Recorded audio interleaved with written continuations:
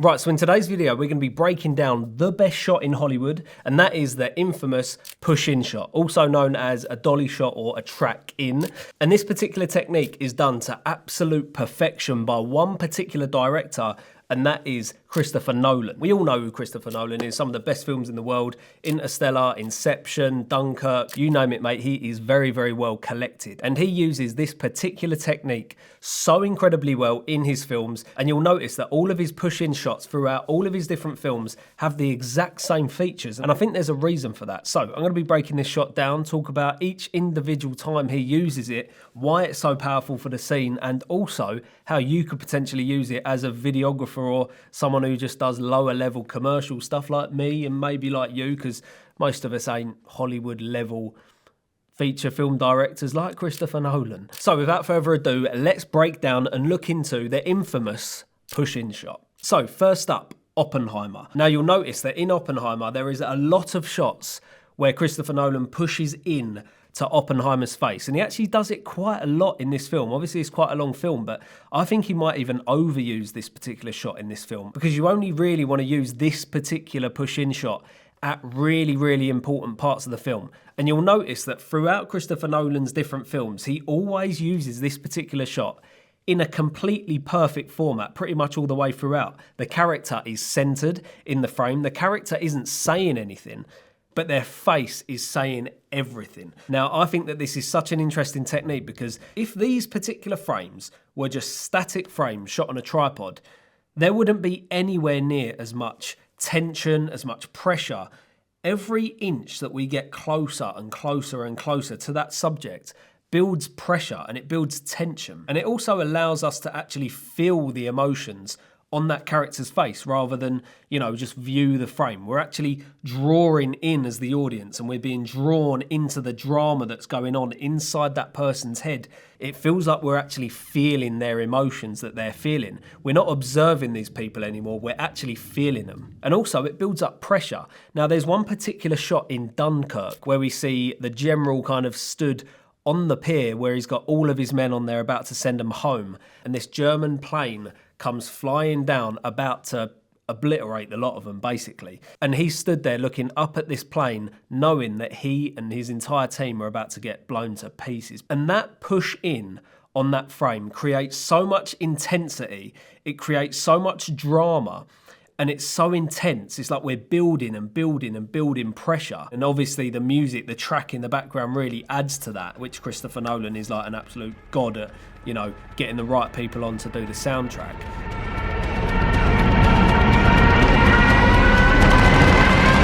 And then when that pressure actually releases, because we realise, they're not actually going to die anymore, Christopher Nolan then kind of transitions that shot into a bit of an orbit. So from my perspective, obviously this is my own personal opinion, but that push in is kind of building that pressure, building, as the danger is brewing, the pressure is building. And then as soon as we realise that, that danger's gone, that line has been cut, then that frame kind of orbits around the subject. So it's like the pressure's building, and then all of a sudden that pressure breaks and it kind of glides around the subject. And I just think that is such good cinematography and such good storytelling that that's what I felt and that's what I noticed when I was watching this film. Every single person who's watching these films are going to feel something slightly different, but the techniques are used to make us as the audience feel something, and that is exactly what Christopher Nolan does. The next shot we're going to look at is the ending scene of Dunkirk, where Christopher Nolan pushes into Tom Hardy's character, the dogfighter who has literally just burnt his plane to the ground. Now, there is such a story in this frame. Every single one of Christopher Nolan's push-in frames tells such a story, whether it's the character's emotions or whether it's the character's relationship with what's in the frame or the relationship with the frame itself. So in this particular shot where we push into Tom Hardy's character, his burning plane is right there in front of him, and then we've got the German soldiers coming over the hill at the back. Now, for me, this burning plane basically represents his entire purpose, and his purpose has now been fulfilled. And, he's completely burning this plane to pieces so that obviously the Germans can't use it. And he's just stood there, and we're really seeing and feeling this. We're just feeling this moment. And I think that that push in gives us all of that emotion, because we're drawing the audience in. We're drawing them into that emotion. This scene is about him. he's centered and we're feeling everything that he is feeling in that moment. And when Christopher Nolan pushes in on this kind of shot, he'll typically do like a reverse shot where we reverse and we actually see the character's emotions. Because obviously when we're just pushing in at the back, we can see their relationship with whatever's in the frame or the frame itself. And then we cut to that reverse shot and we actually see their emotions. So it allows us to really feel what's going on with that character. And moreover, he's actually pushing in even closer. So it's building and building and we can feel more and more from this character. So Christopher Nolan just does this so bloody well, mate. Now, obviously, it's not only camera movement that really defines Christopher Nolan's films, it's also the soundtrack. Now, Christopher Nolan obviously collaborates with the best composers in the world, and I think he hits the nail on the head every single time when it comes to the soundtracks in his films, and it emphasizes this push-in shot. The sound is such a big element to every single push-in shot, because if you're building tension, you're building emotion, that is also done with a soundtrack, and getting your soundtrack right is so important. Even the use of sound effects, like for example, when Cooper is walking in to that hospital room where obviously Murphy's lay there, we've got this big riser that comes in that really builds emotion and really emphasizes this moment as Cooper walks into the room.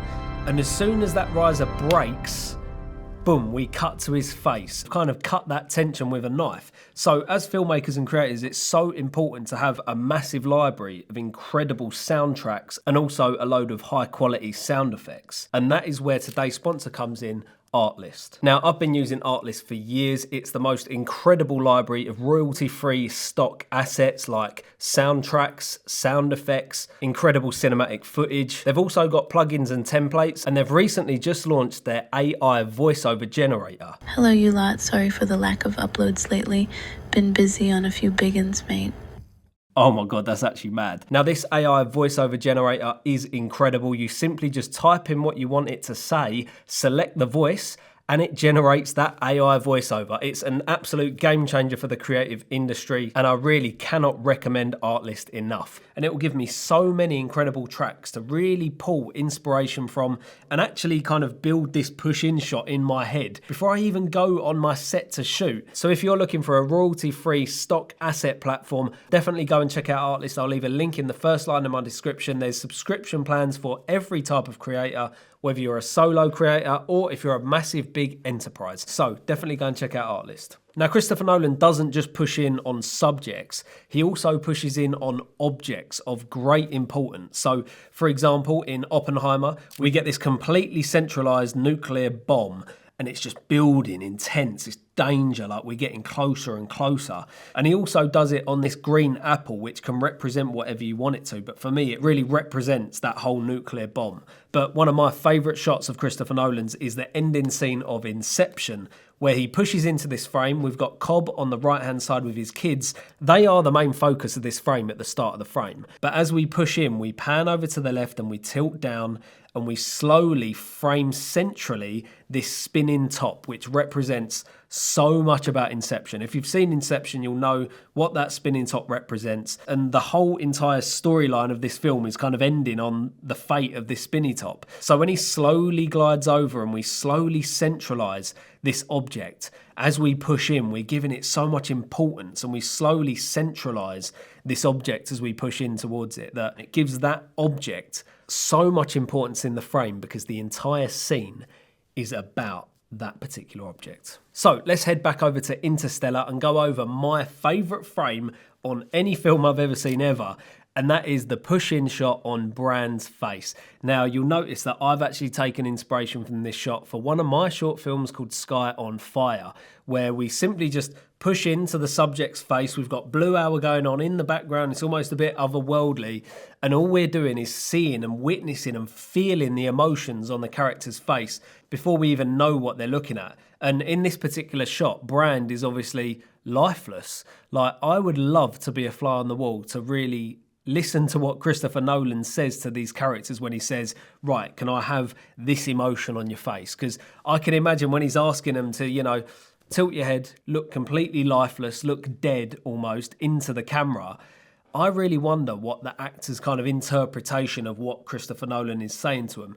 And if they don't get it first time, I wonder what he says to them when they don't get it. Like, how does he reposition them? How does he remold them to get the emotion out of their face that he wants. Like even in Oppenheimer, like I have no idea what Christopher Nolan said to Cillian Murphy to actually get that emotion out of his face so that we can really feel him in that scene. And that is what that push-in shot does. It really allows the audience to feel those emotions that we're pushing into. Anyway, you lot, thanks so much for watching this video. If you did enjoy it, let me know, because I might do another, breakdown of a different type of shot or technique. Make sure to go and check out Artlist. The link is in the description. And as always, mate, I'll be catching you lot in the next one.